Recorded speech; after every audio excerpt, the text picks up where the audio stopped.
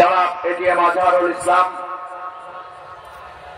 আজকে প্রোগ্রামের অন্যতম বিশেষ অতিথি, বাংলাদেশ জামাত ইসলামী কেন্দ্রীয় নির্বাহী পরিষদের অন্যতম সদস্য, আপনাদের অঞ্চলের সম্মানিত অঞ্চল তত্ত্বাবধায়ক, শ্রদ্ধাভাজন জননেতা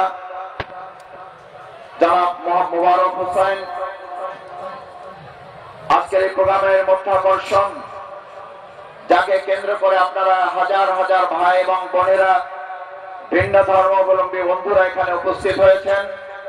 কেউ বসে আছেন, কেউ দাঁড়িয়ে আছেন, কেউ দাঁড়াবার জায়গা না পেয়ে ছাদে অবস্থান নিয়েছেন। আপনাদের সেই প্রাণপ্রিয় মানুষ, আমার অত্যন্ত শ্রদ্ধাভাজন,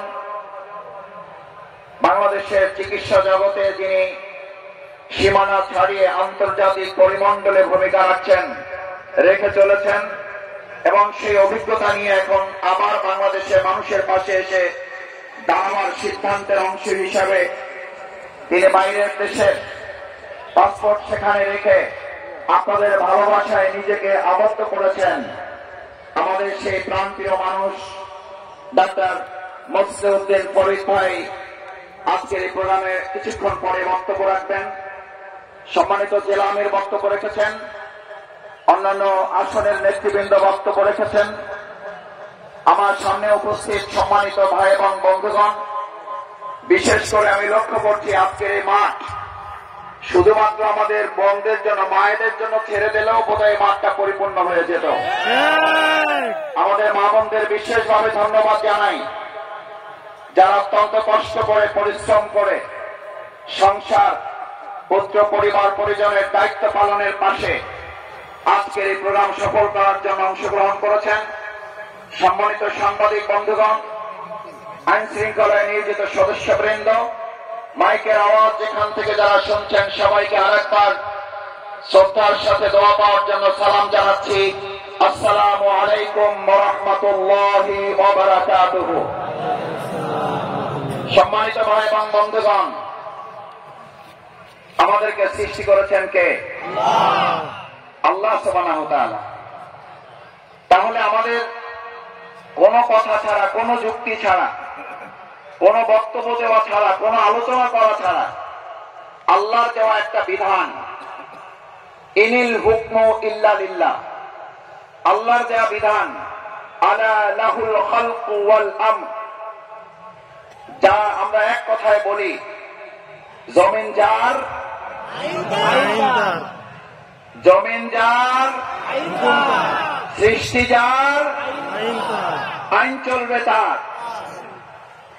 সম্মানিত ঝিকরগাছা চৌগাছাবাসী, আপনার একটা বাড়ি আছে, বাড়ির মালিক আপনি, সেখানে সংসারে যদি আপনার কথা না চলে, বাইরের কোন লোকের কথা চলে, সংসারে শান্তি না অশান্তি?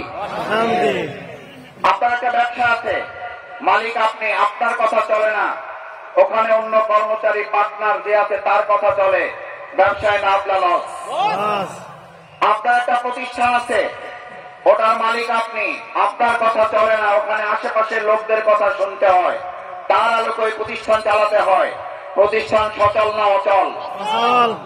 বাংলাদেশ স্বাধীন হয়েছে 53 বছর রেখে, এখন 54 বছরে আমরা একের পর এক এরকম আশপাশের লোক, পার্টনার এবং অন্যদের কথা শুনে বাংলাদেশ পরিচালিত হয়েছে। শান্তির পরিবর্তে অশান্তি, সচলের পরিবর্তে অচল, সুন্দরের পরিবর্তে অসুন্দর, ন্যায়ের পরিবর্তে অন্যায়, আলোর পরিবর্তে অন্ধকার যেমন ছেয়ে গেছে, আজ আমরা একবার দেখতে চাই মানুষের দেখা বারবার শেষ, ইসলামের বাংলাদেশ, ইসলাম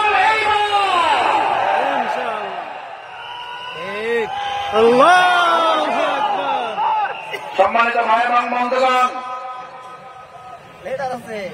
আমাদের মাঠে খেলা হয়, আপনি কাউকে এই কথা বলেন,